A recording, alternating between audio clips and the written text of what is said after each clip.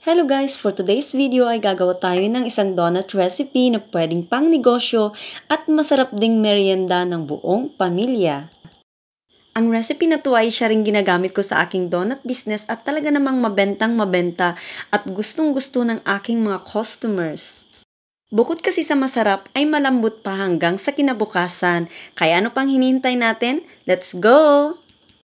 Sa isang bowl ay meron tayo ditong 1 kilo ng all-purpose flour at 1 tablespoon na yeast. Idagdag natin dito ang 1 cup ng brown sugar, 1 teaspoon ng salt, at 1 pinch or 1/4 teaspoon ng nutmeg. Isa yan sa nagpapabango ng ating donut. Sa isang cup ng milk ay magdagdag tayo dito ng 1 tablespoon ng white vinegar. Ito ang ginagamit ko para hindi makunat ang aking donut. So itabi natin yan ng 5 minutes at sa ating flour mixture ay magdagdag tayo dito ng half cup na liquid or water. So ito ay para pantunaw natin sa sugar at saka yeast. So i-dissolve muna natin yan at mag-add tayo dito ng 1 teaspoon ng vanilla. So haluin lang natin yan at pag nag-curdle na ang ating buttermilk substitute ay i-add din natin dito sa ating flour mixture. So haluin lang natin ng mabuti para ma-incorporate natin yung wet sa flour or sa dry ingredients. So munti ko nang malimutan ng isang ingredients, yan ay ang 2 whole eggs. Ilagay na natin, hindi pa naman huli ang lahat, ayan. At idagdag na natin ang natirang half cup ng water. Bali 2 cups lahat ang ginamit nating liquid, pati ang buttermilk. So yan muna ang liquid na ilalagay natin kasi hindi pare-pareho ang flour absorption. Merong matakaw sa tubig at meron namang hindi. So pag nakita natin na ayan, so na-mix na natin at na-coat lahat ang flour, ay tama na ang paglagay ng liquid. At kung marami pang flour ang hindi pa na-incorporate, ay pwede tayong mag-add dito ng pakunti-kunting tubig by tablespoon na lang ang gamitin muna natin. By this time ay na-absorb na ng harina ang ating liquid kaya ilalagay na natin ang ating margarine. So pwede din tayong gumamit dito ng lard, shortening, or yung butter. Para much easier ay gamitin natin ating mga kamay para ma-mix natin ang margarine hanggang makabuo tayo ng isang dough. So i-dust lang natin ang ating work surface para hindi didikit ang ating masa. I-grease lang natin ang ating mga kamay at ready na tayong mag-knead.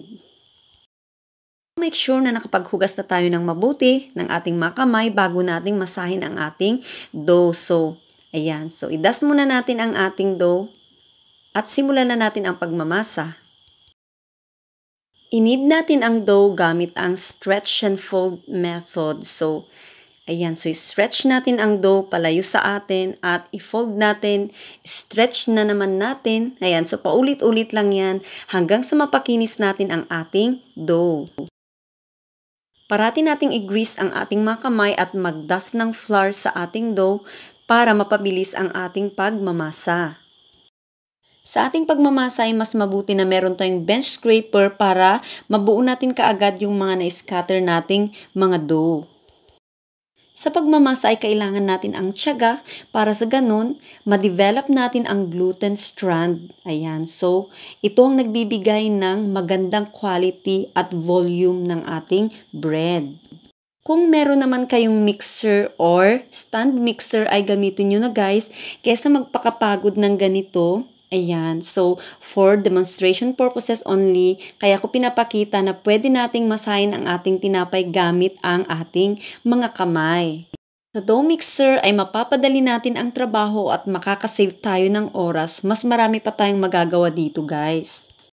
Kung mapapansin nyo ay medyo sticky ang ating dough consistency kasi gusto natin ng malambot na donut. Pero mamaya yan, pag naging elastic ay hindi na siya sticky.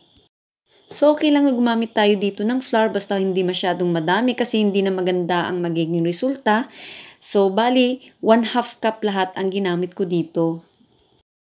So, nung naubos ko na yung 1/2 cup na harina ay, ang ginamit ko sa pagmamasa ay oil na or margarine. Yun yung pinanggigrease ko sa flour pag nag-scrape ako.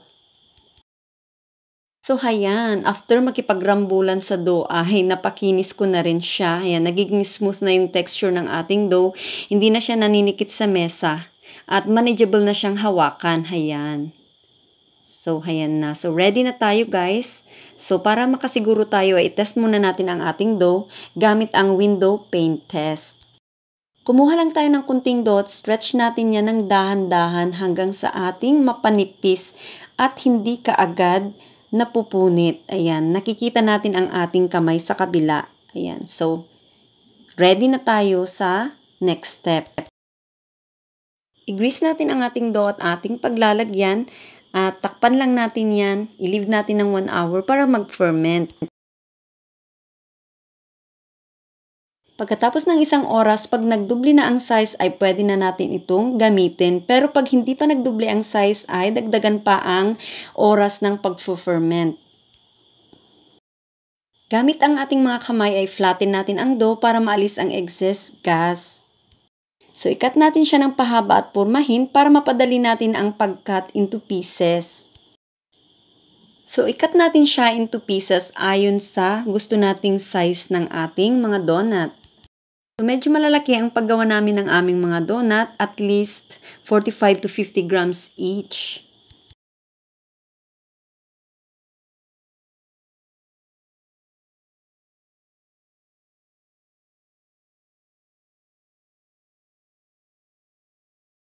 Pagkatapos nating ma-divide ay bilugin muna natin ang ating mga dough. Ayan. So, kung bakit natin ito ginagawa ay para maging maganda ang alsa ng ating mga donut. Hindi siya pa-flat kundi pa-bilog.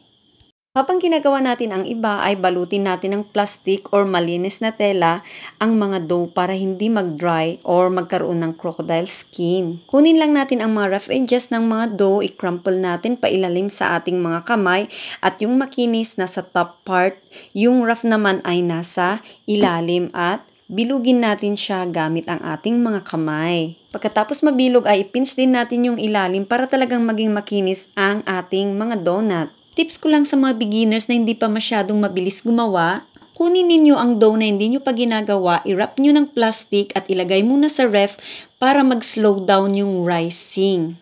Pwedeng mag-over-rise ang dough pag masyadong matagal at hindi na siya magandang i-handle at pwedeng mangasim. After nating ma-mold into ball ay proceed na tayo sa next step.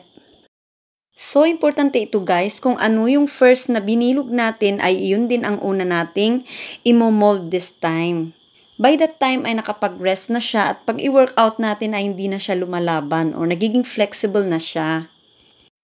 I-flatten lang natin ito at lagyan natin ng butas sa gitna gamit ang piping tip or kung ano man na pambutas na meron sa inyo. Pwede niyong gamitin ang inyong mga kamay na pang-flat or gumamit kayo dito ng rolling pin. Mas madali yun guys.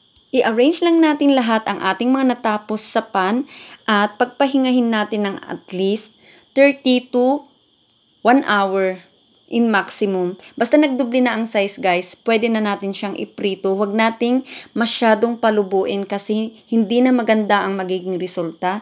Pwede siyang mag-deflate at mag-absorb ng mantika pag na-over-rise. So, sa paggawa naman ng ating cheese donut, i-flatten lang ang ating dough, ilagay natin ang ating cheese at isil natin siya gamit ang ating mga kamay at i-roll. I-pinch natin yung edges para sa ganun maging secure yung cheese sa loob.